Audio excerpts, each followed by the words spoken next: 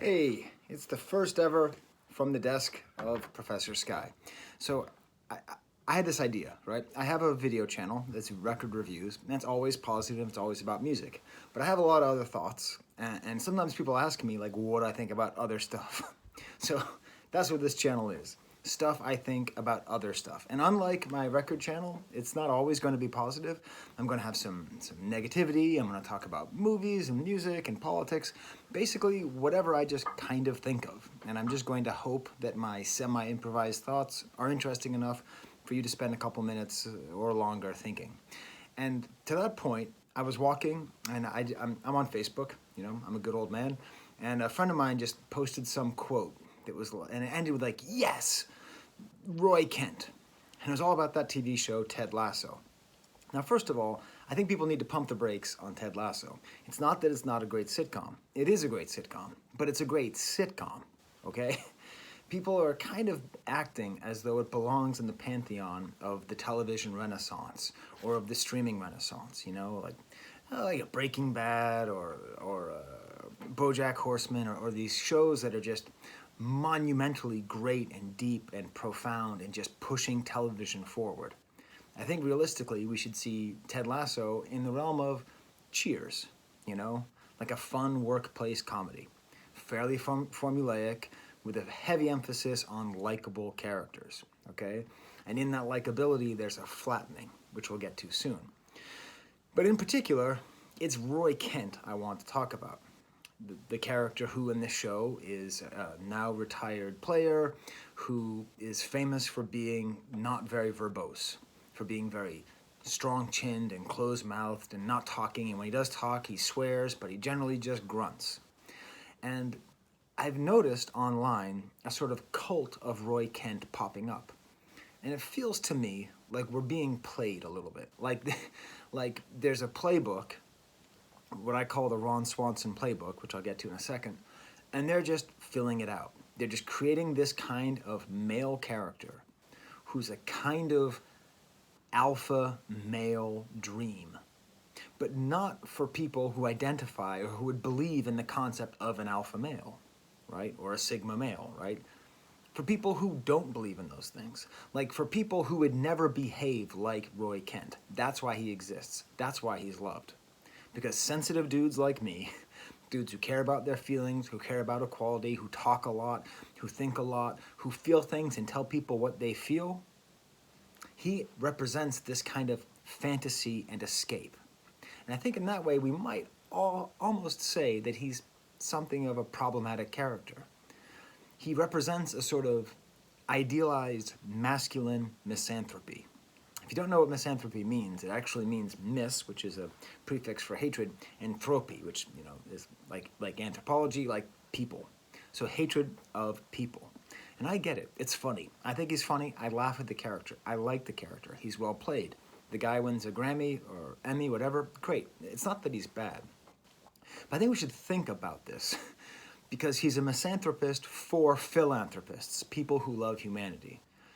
He allows us to play out our love, this fantasy of being a jerk, of being a grunty male misanthrope. I do think it's important that these characters are quite often male. These characters who we love are just they're not bad boys, right? It's not that he's a bad boy, it's that he's a silent boy, you know? And that's what we love, a dark, moody, silent boy. They're most often male characters. And I think that's partly because men are allowed to have that attitude, that perspective. It's even encouraged in certain spheres, right? And I think it really goes back to, and I'm sure it goes back further. Please tell me in the comments if you know. Tell me whatever you want in the comments. Call me a beta jerk in the comments. Go for it. Love it. I think it all goes back to Ron Swanson in Parks and Recreation. That was the first time that I noticed this weird fanboy energy for a guy that's just like a jerk that I've lived with my whole life. I've known dudes like Ron Swanson my whole life. Dudes who think that liking bacon is a personality trait. It's not. That woodworking matters. Dude, they have factories that make wood. That's awesome. You can buy chairs all day, every day. This sort of Iron John, like call to some kind of rugged, original masculinity, it's just sad. It's over. We just don't need it anymore. And I feel like the adulation of these characters is a callback to that. And I think it's adjacent to some of the other nostalgic problems that we have in our society. I will say Parks and Recreation does it better because Ron Swanson is balanced by the character of April. That's her name, right? That's the character that what's her head plays. Anyways, the person who works with him, because she's able to have a similar kind of misanthropy while being a woman. So it's not just this idea of like a human mustache and what does that mean, but it's actually shown more as being a factor of the bureaucratic system as opposed to a factor of being that awesome dude. Man, he made a canoe. I make YouTube videos. Okay? That's just as cool as a canoe. I can't take it in the water, but it's pretty cool. My biggest issue, both these characters, Ron Swanson and Roy Kent, is that they are constantly redeemed.